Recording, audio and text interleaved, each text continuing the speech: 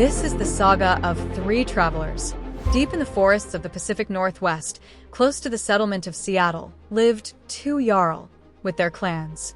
They were friends with a third Jarl who lived a little bit to the east, near a town called Chicago. All of them were affiliated to a trade association called Medium Firm.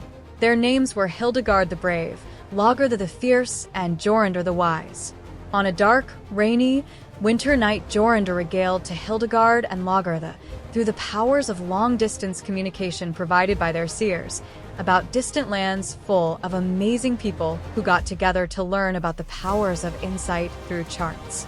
These insights gave these people the ability to predict the future and make more informed decisions impacting their lives for the better. Neither Jorundr, Hildegard, or Lagertha quite knew what that meant, but together they decided to make the journey to these lands to learn all about it firsthand. It was a long and treacherous journey during many, many hours, which involved a lot of standing in line and sitting in tight quarters.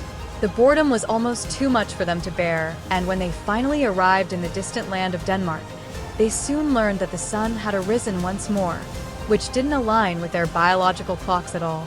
They were almost too sleepy to stand upright.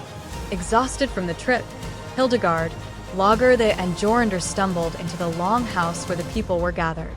There, the people welcomed them with open arms and held a feast celebrating their arrival.